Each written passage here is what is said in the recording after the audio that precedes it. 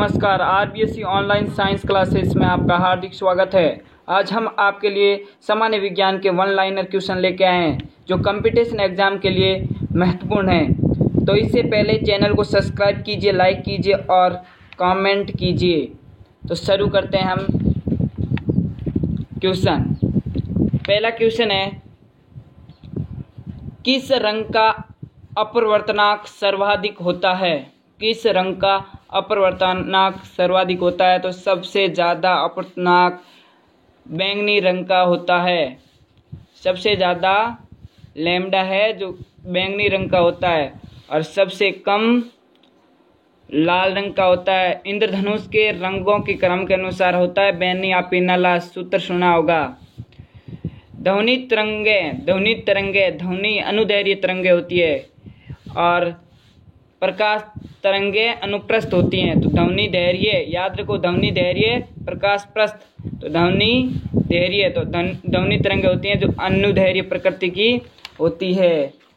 उसके बाद में है उत्तल दर्पण द्वारा बना प्रतिबिंब। उत्तल दर्पण में हमेशा वास्तविक एवं सीधा प्रतिबिंब बनता है।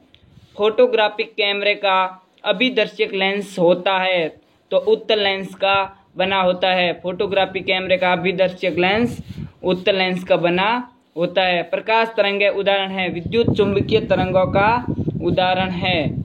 फ्यूज के पदार्थ का तापमान होना चाहिए निम्न गलनांक वाला। गलनांक जिस ताप पर कोई भी ठोस है जो पिघल जाता है उसे गलनांक कहते हैं। तो निम्न गलनांक का होना चाहिए। फ्यूज का ताप हमेशा निम्न गलनांक यानी कम गलनांक वाला होना चाहिए ताकि अपने घर में लगे उपकरण को क्षति ना पहुंच सके, उससे पहले ये जल जाएं। सिरका में कौन सा अम्ल होता है? तो सिरका में एसिटिक अम्ल होता है, CH3COOH इसका सूत्र होता है। शुद्ध जल अम्लीय होता है या क्षारीय? तो शुद्ध जल ना तो अम्लीय होता है ना क्षारीय होता है। शुद्ध जल उदासीन होता है जिसका pH मान 7 होता है। दूरी मापने की सबसे बड़ी इकाई होती है जो पारसेक होती है। सबसे बड़ी इकाई पारसेक होती है। क्वांटम सिद्धांत का प्रतिपादक कौन थे या कौन है? तो मैक्स प्लांक ने क्वांटम सिद्धांत दिया था। वायुमंडल की आर्द्रता मापने वाला यंत्र है तो वायुमंडल की आर्द्रता हाइग्रोमीटर द्वारा मापी जाती है। हाइग्रोमीटर द्वारा मापी जाती है। घड़ी में चाबी देना उदाहरण है स्थितिज ऊर्जा का, क्योंकि स्थिति के द्वारा उसमें संचित एनर्जी होती है। समुद्र में तैरना नदी की अपेक्षा आसान है क्योंकि समुद्र का पानी का घनत्व क्या होता है? नदी के पानी के घनत्व से अधिक होता है। नदी के पानी के घनत्व से समुद्र के पानी का घनत्व है जो अधिक होता है, जिस कारण अपन समुद्र में आसानी से तैर सकते हैं। जिसका घनत्व अधिक, जैसे लोहे का घनत्व बहुत कम होता है तो डूब जाता है और लोहे का घनत्व अधिक होने के कारण डूब जाता है और पानी का घनत्व लोहे के घनत्व से कम होता है। परमाणु बम आधारित है। परमाणु बम नाभिक के विखंडन पर आधारित है। कहने का मतलब है परमाणु बम में नाभिक टूटते हैं, जबकि सूर्य की ऊर्जा है जो नाभिक के संलयन पर कार्य करती है।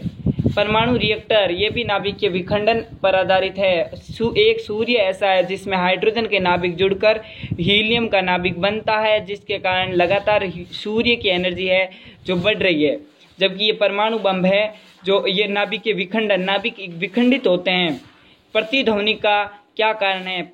ध्वनि का परावर्तन के कारण प्रतिध्वनि इको साउंड, जिसे मतलब ध्वनि बार बार दोहराती है। केल्विन मान में मानव शरीर का सामान्य तापमान क्या है? तो 310 केल्विन होता है। मैनोमीटर के द्वारा किसको मापा जाता है? तो गैसों के दाब को मापा जाता है। जेट इंजन किस सिद्धांत पर कार्य करता है? तो रैखिक संवेग संरक्षण सिद्धांत पर कार्य करता है। 1 फैथम 6 फीट के बराबर होता है। कौन सा कण सबसे अधिक अस्थायी होता है? जो स्थायी नहीं होता है वो होता है न्यूट्रॉन, जिस पर किसी प्रकार कोई चार्ज नहीं होता है। पृथ्वी का प्लायन वेग क्या होता है? तो 11.2 किलोमीटर पर सेकेंड। प्लायन वेग का मतलब है जिस वेग से हम पृथ्वी से फेंकी गई वस्तु वापस पृथ्वी पर नहीं आती है, जो पृथ्वी के गुरुत्वाकर्षण को पार कर जाती है। पृथ्वी पर वायुमंडलीय दाब का क्या कारण है? तो पृथ्वी पर वायुमंडलीय दाब है जो गुरुत्वाकर्षण के कारण होता है। ग्रहों की गति से संबंधित नियम किसने दिए? तो ग्रहों की गति के संबंधित नियम केपलर ने दिए थे। ऊंचाई बढ़ने से वायुमंडलीय दाब, ऊंचाई बढ़ने पर वायुमंडलीय दाब घटता है, क्योंकि ऊंचाई बढ़ने के साथ साथ वायुमंडलीय दाब में घटने का कारण है कि गुरुत्वाकर्षण बल से ये वायुमंडलीय दाब है जो प्रभावित होता है। यदि झूले पर एक व्यक्ति के स्थान पर दो व्यक्ति बैठ जाएं तो आवर्तकाल पर क्या प्रभाव पड़ेगा? तो आवर्तकाल अपरिवर्तित रहेगा। झूले पर एक व्यक्ति की जगह दो व्यक्ति बैठ जाएं तो आवर्तकाल पर कोई प्रभाव नहीं पड़ेगा। झूला झूलते समय कोई व्यक्ति झूला पर खड़ा हो जाए तो आवर्तकाल का मान घट जाएगा। आवर्तकाल का मान घट जाएगा। एंगस्ट्रम क्या मापता है? तो एंगस्ट्रम प्रकाश का तरंग दैर्घ्य। एंगस्ट्रम होता है जो तरंग दैर्घ्य का मात्रक होता है। प्रिज्म द्वारा किस रंग का विचलन अधिक होता है? तो बैंगनी रंग का विचलन अधिक होता है। हमने पढ़ा था बैंगनी रंग का तरंग दैर्घ्य अधिक होता है तो इसका विचलन अधिक होता है, लाल का कम होता है। भू स्थायी उपग्रह पृथ्वी के चारों ओर चक्कर लगाता है 24 घंटे में। उच्च तापक्रम को मापने का यंत्र है पायरोमीटर। अधिक तापमान को पायरोमीटर द्वारा मापा जाता है। चुंबकीय क्षेत्र मापा जाता है फ्लेक्सोमीटर द्वारा। नाभिकीय रिएक्टरों में ऊर्जा उत्पन्न होती है नाभिकीय विखंडन द्वारा। नियंत्रित नाभिकीय विखंडन द्वारा जो नाभिकीय विखंडन है वो नियंत्रण में रहता है। कोबाल्ट 60 उत्सर्जित करता है। कोबाल्ट 60 हमेशा एक्स किरणें उत्सर्जित करता है। पोजिट्रॉन की खोज एंडरसन ने की थी। ठोस कपूर से कपूर वाष्प बनने की प्रक्रिया को क्या कहते हैं? उत्पादन ऊर्ध्वपातन द्वारा। ठोस कपूर से कपूर वाष्प बनने की प्रक्रिया को क्या कहते हैं? उत्पादन ऊर्ध्वपातन। मतलब जो कपूर है उससे वाष्प बनता है, वो उत्पादन होता है, वो ऊर्ध्वपातन द्वारा होता है। ब्रह्मांड में कौन सा तत्व सर्वाधिक मात्रा में पाया जाता है? ब्रह्मांड में सर्वाधिक मात्रा में हाइड्रोजन, क्योंकि सूर्य के अंदर भी एनर्जी हाइड्रोजन से ही होती है। सूर्य का अधिकतम भाग में हाइड्रोजन उपस्थित होता है। किन किरणों की भेदन क्षमता सबसे अधिक होती है? तो भेदन क्षमता गामा किरणों की होती है। दाब बढ़ने पर जल का क्वथनांक बढ़ता है। इलेक्ट्रॉन वोल्ट किसकी इकाई है? इलेक्ट्रॉन वोल्ट एनर्जी की इकाई है।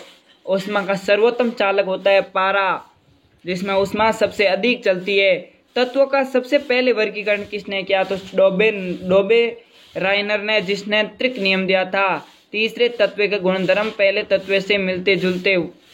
तत्वों के वर्गीकरण से संबंधित त्रिक नियम किसने दिया था? डोबे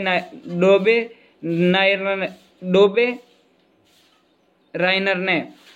तत्वों के वर्गीकरण से संबंधित अष्टक के नियम का सिद्धांत किसने दिया? तो न्यूजीलैंड ने दिया था, जिसने अष्टक जो सवर पर आधारित था। पहले तत्व के गुणधर्म 8वें तत्व से मिलते थे।